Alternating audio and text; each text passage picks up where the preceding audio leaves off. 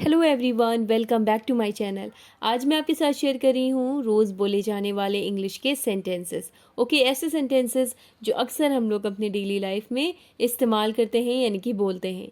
जैसे कि सबसे पहला सेंटेंस है सेंटेंस नंबर 1। अगर आपको कहना है किसी से क्या तुम्हें लगता है मैं जीतूंगा या जीतूंगी, क्या तुम्हें लगता है कि मैं जीतूंगा, तो आप कहेंगे क्या तुम्हें लगता है। इसके लिए आप कहेंगे do you think I will win, मैं जीतूंगी। Do you think I will win, क्या तुम्हें लगता है मैं जीतूंगी। नहीं, मुझे ऐसा नहीं लगता। No no I don't think so. No I don't think सो।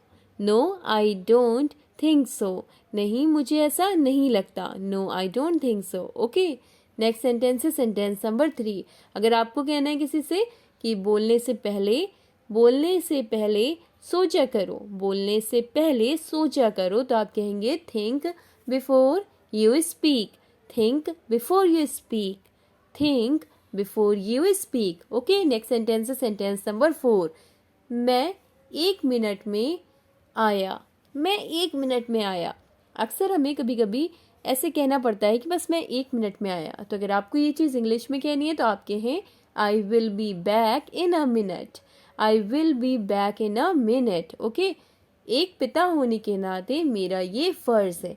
तो इस तरह की लाइन आप इंग्लिश में कैसे कहेंगे। एक पिता होने के नाते इसकी इंग्लिश होगी बीइंग अ फादर। मेरा ये फ़र्ज़ है यानी कि it's my duty. Being a father it's my duty.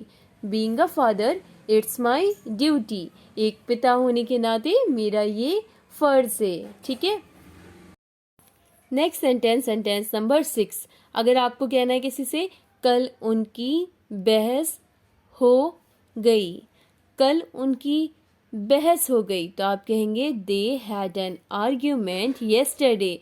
They had an argument yesterday. Okay, next sentence sentence number 7। अगर आपको कहना है कि वो तुमसे मिलकर खुश हो जाएगी। वो तुमसे मिलकर खुश हो जाएगी। She will be happy. She will be happy to see you.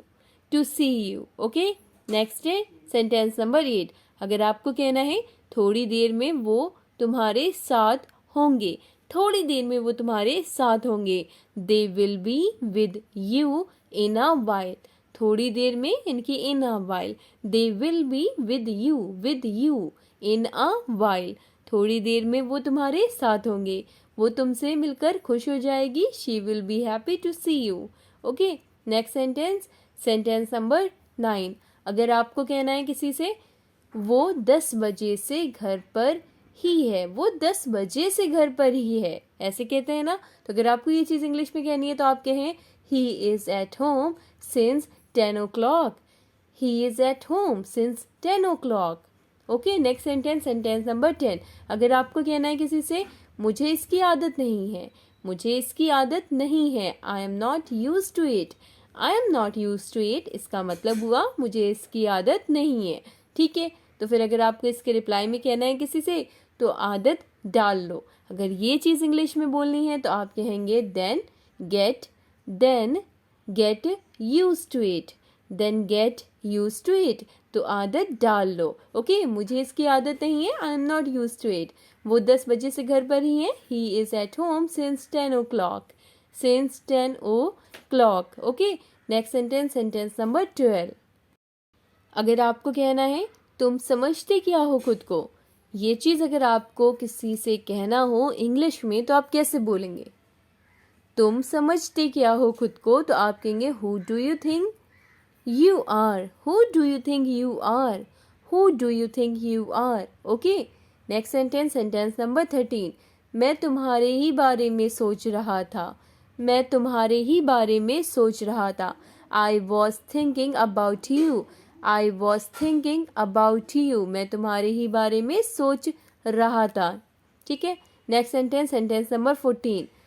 तुम्हें मजाक लग रहा है। अगर ये चीज़ इंग्लिश में कहनी है तो आप कहें यू फाइंड इट फनी। तुम्हें मजाक लग रहा है। यू फाइंड इट फनी, मैं तुम्हारे ही बारे में सोच रहा था। I was thinking about you. तुम समझते क्या हो खुद को। Who do you think you are.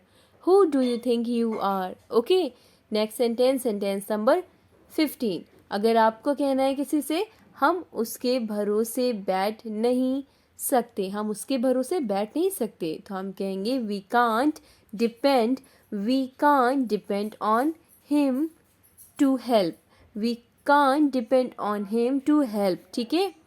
अगर आपको कहना है किसी से बताओ तुम्हें क्या चाहिए, तो आप कहेंगे टेल मी। बताओ के लिए टेल मी, तुम्हें क्या चाहिए यानी कि व्हाट यू नीड, या फिर आप कह सकते हैं व्हाट यू वांट। ठीक है, बोथ आर करेक्ट। बताओ तुम्हें क्या चाहिए, tell me what you need. Next sentence, sentence number 17। अक्सर हम किसी को बताते हैं कि मैं नवंबर में पैदा हुआ था या मैं अक्टूबर में पैदा हुई थी, इस तरह से बोलते हैं। अगर ये चीज़ आपको इंग्लिश में कहनी है तो आप कैसे कहेंगे, मैं नवंबर में पैदा हुआ था, आप कहें I was born in November, I was born in November, मैं नवंबर में पैदा हुआ था। ठीक है। Next sentence, sentence number 18। अगर आपको कहना है, अक्सर हम लोग कहते हैं, अगर आपको कहना है किसी से वो 2 घंटे में निकलेगा, वो 2 घंटे में निकलेगा। ठीक है, यानी कि वो 2 घंटे बाद निकलेगा। तो अगर आपको ये चीज़ इंग्लिश में कहना है तो आप कहें he will leave in 2 hours, he will live in 2 hours, he will live in 2 hours। ठीक है। ऐसी कार मेरे पास होना मेरा सपना था, ऐसी कार मेरे पास होना मेरा सपना था। Having such a car was my dream, having such a car was my dream। ठीक है। मैं जल्द ही घर पहुंच रहा हूँ। अगर आपको ये चीज़ किसी से कहनी है तो आप कैसे बोलेंगे इंग्लिश में, आप कहें I am reaching home soon, I am reaching home soon, I am reaching home soon. ठीक है। Having such a car was my dream, ऐसी कार मेरे पास होना मेरा सपना था, वो 2 घंटे में निकलेगा। He will live in 2 hours, 2 hours। Okay. Next sentence, sentence number 21। अगर आपको कहना है किसी से मैं उसे जानता भी नहीं हूँ, I don't even know her, I don't even know her, मैं उसे जानता भी नहीं हूँ, I don't even know her. Okay. Next sentence, sentence number 22। अगर आपको कहना है ये तो कुछ और है, तो आप कहेंगे दिस इज समथिंग एल्स। ठीक है, दिस इज समथिंग एल्स। लेकिन अगर समवन लिखा है तो इसका मतलब ये तो कोई और है। अगर कोई और लिखा है तो आप समवन लगाएंगे, अगर कुछ और लिखा है तो आप समथिंग लगाएंगे। ठीक है। तो यहाँ पे टाइपिंग मिस्टेक है, यहाँ पे समथिंग होना चाहिए था। तो आप सभी ध्यान से पढ़ें, यानी कि ठीक करके पढ़ें। ठीक है। तो समवन है, इसका मतलब कोई और। ठीक है। और आज की क्लास का लास्ट सेंटेंस है सेंटेंस नंबर 23। अगर आपको कहना है क्या तुम कुछ कह रहे हो, तो आप कहेंगे are you saying anything, are you saying anything. तो इसी के साथ आज की क्लास यहीं पे ख़त्म होती है। आई होप आपको आज की क्लास से कुछ ना कुछ सीखने को ज़रूर मिला होगा। वीडियो अच्छी लगी हो, आपके लिए हेल्पफुल हो, तो वीडियो लाइक शेयर सब्सक्राइब ज़रूर करें। Thanks for watching.